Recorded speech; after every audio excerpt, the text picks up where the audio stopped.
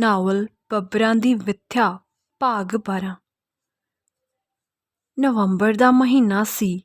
ਗਰਮੀ ਘਟ ਗਈ ਸੀ ਤੇ ਠੰਡ ਪੈ ਰਹੀ ਸੀ, ਪਰ deputy commissioner Jalandhar mister C.W. Jacob ਨੂੰ ਗਰਮੀ ਬਹੁਤ ਲੱਗ ਰਹੀ ਸੀ। ਉਹ ਘੜੀ ਘੜੀ ਠੰਡਾ ਪਾਣੀ ਪੀਂਦਾ। ਉਸਦੀ ਕੋਠੀ ਚੌਗਿਰਦੇ ਹਥਿਆਰਬੰਦ ਪੁਲਿਸ ਦਾ ਸਖਤ ਪਹਿਰਾ ਸੀ। ਉਸਦੀ ਕੋਠੀ ਦੇ ਅੰਦਰ ਨੌਕਰ ਵੀ ਘਬਰਾਏ ਹੋਏ ਸਨ, ਕਿਉਂਕਿ ਮਿਸਟਰ ਜੈਕਬ ਘੜੀ ਮੁੜੀ ਉਹਨਾਂ ਉੱਤੇ ਖਿੱਝਦਾ ਸੀ।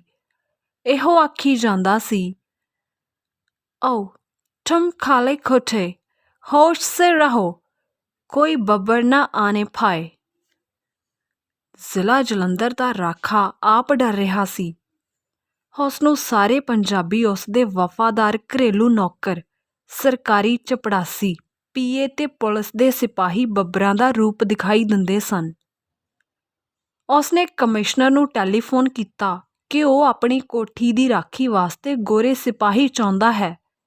ਕਾਲਿਆਂ 'ਤੇ ਇਸ ਕਰਕੇ ਭਰੋਸਾ ਨਹੀਂ ਕਿ ਕਾਲੇ ਬੰਦਿਆਂ ਨੂੰ ਮਾਰ ਕੇ ਉਹਨਾਂ ਦੀਆਂ ਵਰਦੀਆਂ ਬੱਬਰ ਪਾ ਕੇ ਪੈਰਾਂ 'ਤੇ ਆ ਖਲੋਂਦੇ ਤੇ ਖੂਨ ਕਰ ਜਾਂਦੇ ਹਨ। ਜੈਕਬ ਨੂੰ ਸਾਰਾ ਦੇਸ਼ ਹੀ ਬੱਬਰ ਬਣ ਗਿਆ ਪ੍ਰਤੀਤ ਹੋਣ ਲੱਗ ਪਿਆ ਸੀ। ਕਮਿਸ਼ਨਰ ਨੇ ਉਸਦੀ ਗੱਲ ਮੰਨ ਲਈ, ਕਿਉਂਕਿ ਕਮਿਸ਼ਨਰ ਵੀ ਗੋਰਾ ਸੀ, ਪਰ ਦੇਸ਼ ਵਿੱਚ ਗੋਰੇ ਦੀ ਰਾਖੀ ਗੋਰਾ ਜ਼ਰੂਰ ਕਰਦਾ ਸੀ। ਫੌਜ ਵਿੱਚੋਂ ਗੋਰੇ ਮੰਗਵਾਏ ਗਏ। ਉਹ DC ਜਲੰਧਰ ਦੀ ਕੋਠੀ ਅੱਗੇ ਪਹਿਰਾ ਦੇਣ ਲੱਗੇ। ਬੜੇ ਹੁਸ਼ਿਆਰ ਹੋ ਕੇ ਚਿੜੀ ਨਹੀਂ ਸੀ ਫੜਕਣ ਦਿੰਦੇ। ਔਰਤ, ਮਰਦ, ਬੱਚਾ ਕੋਈ ਨਹੀਂ ਸੀ ਅੱਗੇ ਆ ਸਕਦਾ। ਮਿਸਟਰ ਜੈਕਬ ਦੀ ਕੋਠੀ ਅੰਦਰ ਹੀ ਟੈਲੀਫੋਨ ਨਾਲ ਬਹੁਤੇ ਕੰਮ ਹੁੰਦੇ ਸਨ। ਉਸਦੀ ਮੇਮ ਕੁਝ ਘਬਰਾਈ ਸੀ। ਉਹ ਫੈਸ਼ਨ ਕਰਨ, ਖਾਣ ਪੀਣ ਵਿੱਚ ਰੁੱਝੀ ਰਹਿੰਦੀ ਸੀ ਜਾਂ ਗ੍ਰਾਮੋਫੋਨ 'ਤੇ ਰਿਕਾਰਡ ਲਾ ਕੇ ਸੁਣਦੀ ਸੀ, ਜਿਹੜੇ ਵਲੈਤੋਂ ਨਵੇਂ-ਨਵੇਂ ਆਏ ਸਨ। ਉਸਦੇ ਬੱਚਾ ਕੋਈ ਨਹੀਂ ਸੀ ਹੋਇਆ। ਉਹ ਜੈਕਬ ਨੂੰ ਖੁਸ਼ ਰੱਖ ਕੇ ਮੌਜ ਮੇਲਾ ਕਰਨਾ ਚਾਹੁੰਦੀ ਸੀ। ਬਹਾਰ ਦੇ ਦਿਨ ਮਨਾਉਣਾ ਲੋਚਦੀ ਸੀ, ਪਰ ਸਾਹਿਬ ਕਬਰਾਂ ਦੇ ਰੁੱਖ ਵਾਂਗ ਉਦਾਸ ਸੀ। ਉਸਦਾ ਗੋਰਾ ਰੰਗ ਪੀਲਾ ਹੁੰਦਾ ਜਾਂਦਾ ਸੀ। ਪੰਜਾਬ ਸਰਕਾਰ ਵੱਲੋਂ ਉਸਨੂੰ ਸਖਤ ਝਾੜ ਪੈ ਰਹੀ ਸੀ ਕਿ ਉਸਦਾ ਜ਼ਿਲ੍ਹਾ ਬਾਗੀਆਂ ਦਾ ਅੱਡਾ ਬਣ ਰਿਹਾ ਹੈ। ਉਹ ਦਬਾਉਂਦਾ ਕਿਉਂ ਨਹੀਂ?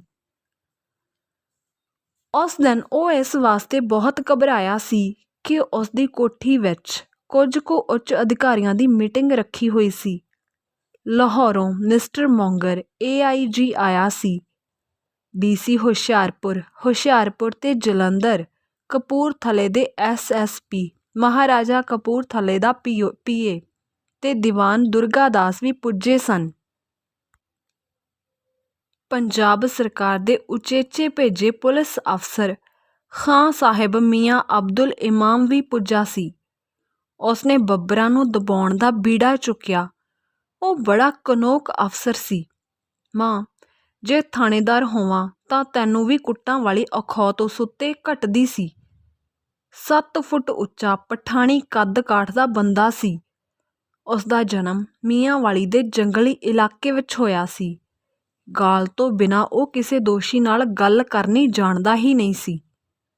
ਹੋਰ ਅਫਸਰਾਂ ਦਾ ਤਾਂ ਖਿਆਲ ਸੀ ਕਿ ਕੁਝ ਕੁ ਵਫ਼ਾਦਾਰ ਝੋਲੀ ਚੁੱਕ ਉਸ ਇਕੱਤਰਤਾ ਵਿੱਚ ਸੱਦੇ ਜਾਣ, ਪਰ ਮਿਸਟਰ ਜੈਕਬ ਨਹੀਂ ਸੀ ਮੰਨਿਆ।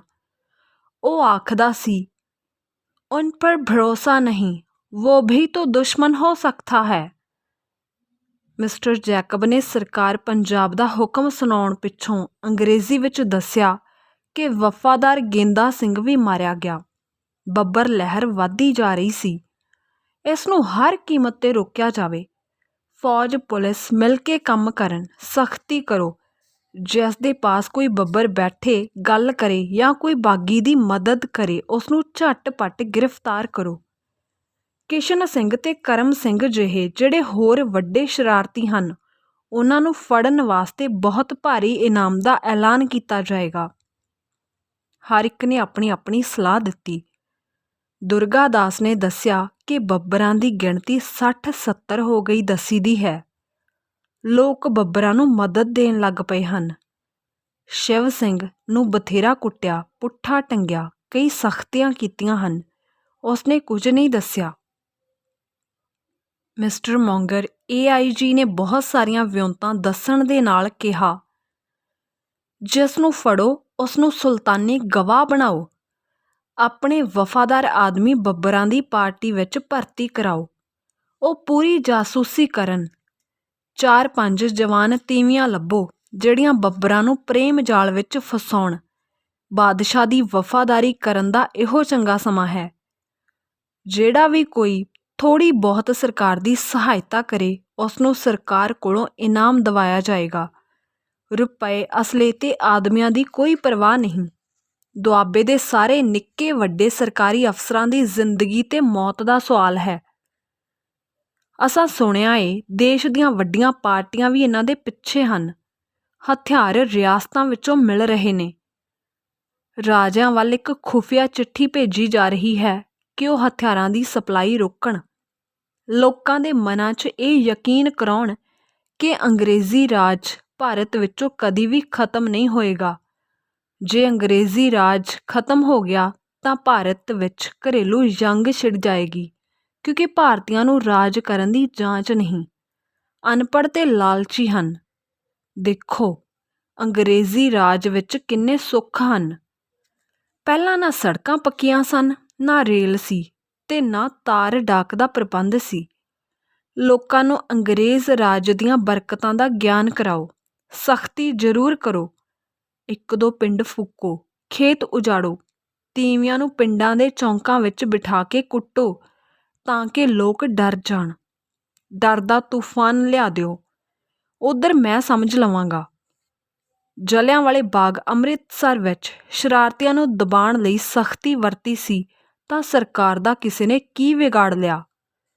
ਅੰਗਰੇਜ਼ ਰਾਜ ਸਾਰੇ ਸੰਸਾਰ 'ਤੇ ਹੈ। ਜਿਹੜਾ ਜਰਮਨੀ ਨੂੰ ਹਾਰ ਦੇ ਸਕਦਾ ਹੈ ਉਹ ਹਿੰਦੁਸਤਾਨ ਕੋਲੋਂ ਹਾਰ ਨਹੀਂ ਖਾ ਸਕਦਾ। ਇਸ ਤਰ੍ਹਾਂ ਮਿਸਟਰ ਮੌਂਗਰ ਜੋਸ਼ ਵਿੱਚ ਬੋਲੀ ਗਿਆ। ਉਹ ਹੰਢਿਆ ਹੋਇਆ ਪੁਲਿਸ ਅਫਸਰ ਸੀ। ਭਾਰਤ ਵਿੱਚ ਨੌਕਰੀ ਕਰਦਿਆਂ ਹੋਇਆਂ ਉਸ ਨੂੰ 20 ਸਾਲ ਹੋ ਗਏ ਸਨ। ਜਿਹੜੀ ਵੀ ਜਾਗ੍ਰਿਤੀ ਦੀ ਲਹਿਰ ਉੱਠੀ ਸੀ ਉਸ ਵਿੱਚ ਉਹਨੇ ਵਤਨ ਪ੍ਰਸਤਾਂ ਨੂੰ ਕੁਚਲਿਆ ਸੀ। ਇਹਨਾਂ ਜ਼ੁਲਮਾਂ ਕਰਕੇ ਉਸ ਨੂੰ ਖੂਨੀ ਮੌਂਗਰ ਕਿਹਾ ਜਾਂਦਾ ਸੀ। ਬੰਗਾਲ ਤੇ ਬਿਹਾਰ ਵਿੱਚ ਉਸਨੇ ਕੌਮ ਪ੍ਰਸਤਾਂ ਉੱਤੇ ਅਨੇਕਾਂ ਜ਼ੁਲਮ ਢਾਏ ਸਨ। ਉਸ ਦੇ ਹੱਥ ਮਾਸੂਮ ਜਨਤਾ ਦੇ ਲਹੂ ਨਾਲ ਰੰਗੇ ਹੋਏ ਸਨ। ਇਸੇ ਕਰਕੇ ਉਹ ਮਾਮੂਲੀ ਥਾਣੇਦਾਰ ਤੋਂ AIG ਦੇ ਅਹੁਦੇ ਤੱਕ ਪੁੱਜਾ ਸੀ।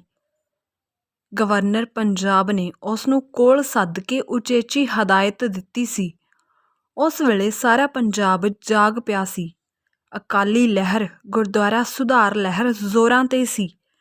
ਦੇਸ਼ ਦੀ ਕੌਮੀ ਜਮਾਤ ਕਾਂਗਰਸ ਇਸ ਦੀ ਹਮਾਇਤ ਕਰਦੀ ਸੀ। ਹਿੰਦੂ ਸਿੱਖਾਂ ਤੋਂ ਬਿਨਾਂ ਮੁਸਲਮਾਨ ਵੀ ਇਸ ਲਹਿਰ ਦੇ ਨਾਲ ਹਮਦਰਦੀ ਜਤਾਉਂਦੇ ਸਨ। ਜੇਲ੍ਹਾਂ ਦੇਸ਼ ਭਗਤਾਂ ਨਾਲ ਭਰੀਆਂ ਜਾ ਰਹੀਆਂ ਸਨ। ਪ੍ਰਦੇਸ਼ਾਂ ਵਿੱਚ ਆਵਾਜ਼ ਉੱਚੀ ਹੋ ਗਈ ਸੀ। ਵਿਦੇਸ਼ਾਂ ਤੋਂ ਸਿੱਖ ਪੰਜਾਬ ਨੂੰ ਆ ਰਹੇ ਸਨ। ਫੌਜਾਂ ਵਿੱਚੋਂ ਕਈ ਨਾਵੇਂ ਕਟਾ ਰਹੇ ਸਨ ਕਿ ਅੰਗਰੇਜ਼ ਦੀ ਨੌਕਰੀ ਕਰਨ ਨਾਲੋਂ ਅੰਗਰੇਜ਼ ਨੂੰ ਦੇਸ਼ੋਂ ਕੱਢਣ ਵਿੱਚ ਹੀ ਭਲਾ ਹੈ। ਸਾਰੇ ਪੰਜਾਬ ਵਿੱਚ ਗੜਬੜ ਸੀ। ਜਦੋਂ ਮਿਸਟਰ ਮੌਂਗਰ ਜੋਸ਼ੀਲੀ ਤਕਰੀਰ ਕਰ ਰਿਹਾ ਸੀ, ਜਦੋਂ ਸਾਰੇ ਸੋਚ ਰਹੇ ਸਨ ਕਿ ਬੱਬਰਾਂ ਨੂੰ ਕਿਵੇਂ ਖਤਮ ਕੀਤਾ ਜਾਏ, ਜਦੋਂ ਮਿਸਟਰ ਜੈਕਬ ਨੂੰ ਆਪਣੀ ਨੌਕਰੀ ਤੇ ਜਾਨ ਦੀ ਚਿੰਤਾ ਸੀ, ਬੰਗਲੇ ਦੇ ਬਾਹਰ ਪੁਲਿਸ ਦਾ ਪਹਿਰਾ ਸੀ, ਉਸ ਵੇਲੇ ਇੱਕਦਮ ਧਮਾਕਿਆਂ ਨਾਲ ਸਾਰਾ ਬੰਗਲਾ ਹਿੱਲ ਗਿਆ। ਜੈਕਬ ਕੁਰਸੀ ਤੋਂ ਤਿਲਕ ਪਿਆ। ਮੌਂਗਰ ਦੇ ਕੰਨ ਬੰਦ ਹੋ ਗਏ ਤੇ ਜ਼ੁਬਾਨ ਰੁਕ ਗਈ। ਦੂਸਰੇ ਤਰਬਕ ਕੇ ਕੁਰਸੀਆਂ ਤੋਂ ਉੱਠੇ। ਹਰ ਇੱਕ ਦੇ ਮੂੰਹੋਂ ਨਿਕਲਿਆ, ਬੰਬ, ਬੰਬ ਫਟ ਗਏ। ਕਿੱਥੇ? ਸਾਰੇ ਬਾਹਰ ਨਿਕਲੇ। ਬੰਗਲੇ ਦੀ ਬਾਹਰਲੀ ਕੰਧ ਦੇ ਲਾਗੇ ਧੂੰਆਂ ਸੀ। ਗੋਰਾ ਫੌਜ ਦੇ ਜਵਾਨ ਘਬਰਾਏ ਹੋਏ ਬੰਦੂਕਾਂ ਤਾਣੀ ਖਲੋਤੇ ਸਨ। ਇੰਚਾਰਜ ਸਾਰਜੰਟ ਨੇ ਆ ਕੇ ਸਾਰਿਆਂ ਨੂੰ ਸਲੂਟ ਮਾਰ ਕੇ ਅੰਗਰੇਜ਼ੀ ਵਿੱਚ ਦੱਸਿਆ ਕਿ ਇੱਕ ਮੰਗਤੀ ਜਿਹੀ ਬੁੱਢੀ ਤੀਵੀਂ ਅੱਗੇ ਆਉਣਾ ਚਾਹੁੰਦੀ ਸੀ। ਉਸ ਨੂੰ ਰੋਕਿਆ ਗਿਆ। ਉਹ ਰੁਕਦੀ ਨਹੀਂ ਸੀ, ਮੱਲੋ ਮੱਲੀ ਅੰਦਰ ਆਉਂਦੀ ਸੀ। ਗੇਟ ਦੇ ਸਿਪਾਹੀਆਂ ਨੇ ਉਸ ਨੂੰ ਫੜ ਕੇ ਇੱਕ ਪਾਸੇ ਬਿਠਾਉਣਾ ਚਾਹਿਆ। ਪਹਿਲਾਂ ਉਹ ਰੋ ਪਈ, ਫਿਰ ਉਸਨੇ ਆਟਾ ਮੰਗਣ ਵਾਲੀ ਝੋਲੀ ਵਿੱਚੋਂ ਬੰਬ ਕੱਢ ਕੇ ਇੰਨੀ ਜਲਦੀ ਸੁੱਟੇ ਕਿ ਰਾਖੇ ਸਿਪਾਹੀਆਂ ਨੂੰ ਮੌਕਾ ਹੀ ਨਹੀਂ ਮਿਲਿਆ ਆਪਣਾ ਬਚਾਓ ਕਰਨ ਦਾ। 3 ਆਦਮੀ ਮਾਰੇ ਗਏ। ਬਾਹਰਲੀ ਕੰਧ ਢੱਠੀ ਹੈ। ਉਹ ਔਰਤ? ਮੌਂਗਰ ਨੇ ਪੁੱਛਿਆ। ਫੜੀ ਗਈ। ਉਹ ਨੱਸੀ ਨਹੀਂ, ਸਗੋਂ ਬੈਠ ਕੇ ਪਾਗਲਾਂ ਵਾਂਗ ਹੱਸਣ ਲੱਗ ਪਈ। ਉਹ ਕੁਝ ਬੋਲੀ ਪਰ ਸਮਝ ਨਹੀਂ ਲੱਗੀ। ਚੰਗਾ ਕੀਤਾ ਉਸਨੂੰ ਗੋਲੀ ਨਹੀਂ ਮਾਰੀ। ਉਸਦੀ ਤਲਾਸ਼ੀ ਲੈ ਕੇ ਅੰਦਰ ਲੈ ਆਓ। ਦੂਰ ਤੱਕ ਆਦਮੀ ਭੇਜੋ, ਕਿਤੇ ਹੋਰ ਨਾ ਸ਼ੈਤਾਨ ਖਲੋਤੇ ਹੋਣ। ਮੀਆਂ ਜੀ ਤੁਸੀਂ ਵੀ ਜਾਓ। ਜਾਓ ਦੁਰਗਾ ਦਾਸ ਜੀ। ਮੌਂਗਰ, ਡੀਸੀ ਜਲੰਧਰ, ਜੈਕਬ ਤੇ ਡੀਸੀ ਹੁਸ਼ਿਆਰਪੁਰ ਤਿੰਨੇ ਹੀ ਹੈਰਾਨ ਤੇ ਭੈਭੀਤ ਹੋ ਗਏ। ਉਹਨਾਂ ਨੇ ਹਿੰਦੁਸਤਾਨੀ ਅਫਸਰਾਂ ਨੂੰ ਹੀ ਦੇਖਣ ਵਾਸਤੇ ਭੇਜਿਆ। ਉਹ ਖਲੋਤੇ ਹੋਏ ਉਸ ਮੰਗਤੀ ਤੀਵੀਂ ਦੀ ਉਡੀਕ ਕਰਨ ਲੱਗੇ ਜਿਸ ਨੇ ਬੰਬ ਸੁੱਟ ਕੇ 3 ਗੋਰੇ ਫੌਜੀ ਮਾਰ ਦਿੱਤੇ ਸਨ। ਡੀਸੀ ਦੇ ਮੰਗਲੇ ਬੰਬ ਮਾਰਨ ਆਈ ਕਿੰਨੀ ਦਿਲ ਵਾਲੀ ਤੀਵੀਂ ਹੋਏਗੀ, ਉਹ ਸੋਚਦੇ ਰਹੇ। 3 ਫੌਜੀਆਂ ਦੇ ਪਹਿਰੇ ਹੇਠ, ਜਿਨ੍ਹਾਂ ਦੇ ਹੱਥ ਵਿੱਚ ਸੰਗੀਨਾਂ ਵਾਲੀਆਂ ਬੰਦੂਕਾਂ ਤਣੀਆਂ ਹੋਈਆਂ ਸਨ, ਇੱਕ ਤੀਵੀਂ ਆਈ। ਮੈਲਾ ਤੇ ਫਟਿਆ ਤੇੜ ਘੱਗਰਾ, ਜਿਸ ਦੇ ਹੇਠਲੇ ਪਾਸੇ ਲਾਲ ਪੱਟੀ ਲੱਗੀ ਹੋਈ ਸੀ। ਗਲ ਕਤਰਾਂ ਵਾਲਾ ਖੱਦਰ ਦਾ ਕੁੜਤਾ, ਮੈਲਾ, ਚਿੱਕੜ ਤੇ ਥਿੰਦਾ, ਉਹ ਵੀ 3-4 ਥਾਵਾਂ ਤੋਂ ਫਟਿਆ ਹੋਇਆ, ਤੇ ਸਿਰ ਤੇ ਪੁਰਾਣੀ ਲਾਲ ਫੁਲਕਾਰੀ। ਵਡੇਰੀ ਉਮਰ ਸੀ। ਲੱਕ ਕੁੱਬਾ, ਚਿਹਰੇ ਉੱਤੇ ਅਤੇ ਹੱਥਾਂ ਉੱਤੇ ਪਈਆਂ ਹੋਈਆਂ ਝੁਰੜੀਆਂ ਦਿਖਦੀਆਂ ਸਨ। ਅੱਖਾਂ ਨਿੱਕੀਆਂ, ਸਿਰ ਦੇ ਵਾਲ ਬਿਲਕੁਲ ਦੁੱਧ ਚਿੱਟੇ, ਮੂੰਹ ਵਿੱਚ ਵਿਰਲੇ 2 ਕੁ ਦੰਦ, ਮੋਟੇ ਸੁੱਕੇ ਬੁੱਲ੍ਹ। ਉਹ ਕੋਈ ਦਾਦੀ ਸੀ।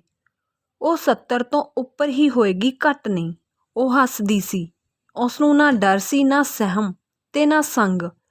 ਉਹ ਬੰਗਲੇ ਦੇ ਬਰਾਂਡੇ ਵਿੱਚ ਪਹੁੰਚ ਗਈ। ਮੈਂ ਬੰਬ ਮਾਰੇ ਹਨ। ਮੇਰੀ ਇੱਛਾ ਪੂਰੀ ਨਹੀਂ ਹੋਈ। ਮੈਂ ਤਾਂ ਸਾਹਿਬ ਦਾ ਬੰਗਲਾ ਉਡਾਉਣ ਆਈ ਸੀ। ਉਸ ਚੰਦਰੇ ਸਾਹਿਬ ਦਾ ਬੰਗਲਾ, ਜਿਸ ਨੇ ਮੇਰਾ ਪੋਤਰਾ ਗੋਲੀਆਂ ਨਾਲ ਭੁੰਨ ਸੁੱਟਿਆ। ਖੂਨ ਦਾ ਬਦਲਾ ਖੂਨ ਏ ਨਾ। ਉਹ ਤੀਵੀਂ ਬੜੀ ਨਿਰਭੈਤਾ ਨਾਲ ਬੋਲੀ ਗਈ। ਸਾਰੇ ਅਫਸਰ ਹੈਰਾਨ ਖਲੋਤੇ ਇੱਕ ਦੂਸਰੇ ਦੇ ਮੂੰਹ ਵੱਲ ਤੱਕਦੇ ਰਹੇ। ਮੇਰਾ ਨਾਂ ਨੰਦੋ ਏ, ਨੰਦੋ। ਮੈਂ ਸਾਹਿਬ ਨੂੰ ਮਾਰਨਾ ਸੀ, ਉਸਦੀ ਮੇਮ ਨੂੰ ਮਾਰਨਾ ਸੀ, ਪਰ ਮਰ ਗਏ ਵਿਚਾਰੇ 3 ਮੁੰਡੇ, ਕਿਸੇ ਦੇ ਲਾਲ। ਇਹ ਆਖ ਕੇ ਉਹ ਖਿੜਖਿੜਾ ਕੇ ਹੱਸ ਪਈ, ਬਹੁਤ ਭਿਆਨਕ ਹਾਸਾ, ਪਾਗਲਾਂ ਵਾਲਾ ਹਾਸਾ, ਤੇ ਫਿਰ ਗੰਭੀਰ ਹੋ ਗਈ। ਮਿਸਟਰ ਮੌਂਗਰ ਦੇਖਦਾ ਰਿਹਾ। ਜੈਕਬ ਡਰ ਨਾਲ ਕੰਬ ਰਿਹਾ ਸੀ। ਉਸਨੂੰ ਆਪਣੀ ਮੇਮ ਚੇਤੇ ਆਈ। ਉਸਦੇ ਮੱਥੇ 'ਤੇ ਤਰੇਲੀ ਸੀ, ਕੋਈ ਚੁੜੈਲ। ਜੈਕਬ ਦੇ ਮੂੰਹੋਂ ਨਿਕਲ ਹੀ ਗਿਆ। ਪਰ ਮਿਸਟਰ ਮੌਂਗਰ ਉਸ ਤੀਵੀਂ ਦੀਆਂ ਸਾਰੀਆਂ ਗੱਲਾਂ ਸੁਣਨਾ ਚਾਹੁੰਦਾ ਸੀ। ਉਹ ਭੇਤ ਕੱਢਣਾ ਚਾਹੁੰਦਾ ਸੀ ਕਿ ਉਹ ਕੌਣ ਸੀ, ਕਿੱਥੋਂ ਆਈ, ਉਸਨੂੰ ਬੰਬ ਕਿਸ ਨੇ ਦਿੱਤੇ। ਕੀ ਉਹ ਆਦਮੀਆਂ ਦਾ ਪਤਾ ਟਿਕਾਣਾ ਦੱਸੇਗੀ? ਦੀਵਾਨ ਦੁਰਗਾ ਦਾਸ, ਤੂੰ ਕਪੂਰਥਲਿਓਂ ਏ? ਵਾਹ ਨੀ ਕਿਸਮਤ। ਦੀਵਾਨ ਦੁਰਗਾ ਦਾਸ ਵੱਲ ਵੇਖ ਕੇ ਉਸਨੇ ਕਿਹਾ, ਜਿਵੇਂ ਉਹ ਉਸਦੀ ਜਾਣੂ ਸੀ। ਹਾਂ, ਮੈਂ ਦੀਵਾਨ ਦੁਰਗਾ ਦਾਸ ਆਂ। ਜੋ ਹੋਇਆ ਠੀਕ ਹੈ ਨੰਦੋ। ਹੁਣ ਤੂੰ ਠੰਡੇ ਦਿਲ ਨਾਲ ਗੱਲ ਕਰ। ਤੈਨੂੰ ਦੁੱਖ ਸੀ, ਤੈਨੂੰ ਗੁੱਸਾ ਆਇਆ, ਕੋਈ ਡਰ ਨਹੀਂ। ਆ ਸਾਹਿਬ ਲੋਕ ਤੈਨੂੰ ਕੁਝ ਨਹੀਂ ਆਖਣਗੇ। ਕਿਉਂ ਨਾ ਆਖਣ, ਜੰਮ ਆਖਣ। ਮੈਂ ਇਹਨਾਂ ਦੇ ਬੰਦੇ ਮਾਰੇ ਹਨ। ਇਹ ਮੈਨੂੰ ਮਾਰ ਦੇਣ। ਮੈਂ ਮਰਨ ਆਈ ਹਾਂ, ਕਿਉਂਕਿ ਮੈਨੂੰ ਰੋਟੀ ਦੇਣ ਵਾਲਾ ਕੋਈ ਨਹੀਂ ਰਿਹਾ। ਸਾਰੇ ਸਰਕਾਰ ਨੇ ਮਾਰ ਦਿੱਤੇ ਹਨ। ਪੋਤਰਿਓਂ ਨੂੰ ਘਰੋਂ ਕਢਾ ਦਿੱਤੀ ਹੈ। ਬੁੱਢੜੀ ਮਾਈ ਨੰਦੋ ਇਉਂ ਬੋਲਦੀ ਰਹੀ। ਧੰਨਵਾਦ।